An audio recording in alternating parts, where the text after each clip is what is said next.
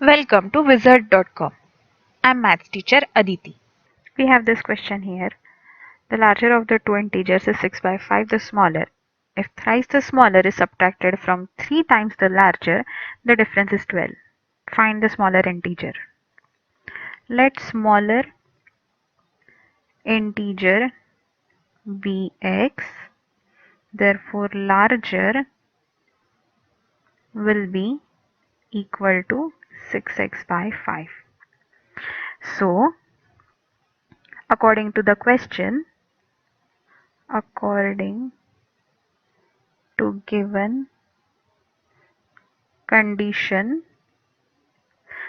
thrice the smaller is subtracted from 3 times the larger. So 3 into 6x by 5 minus 3 into x, that is equal to 12.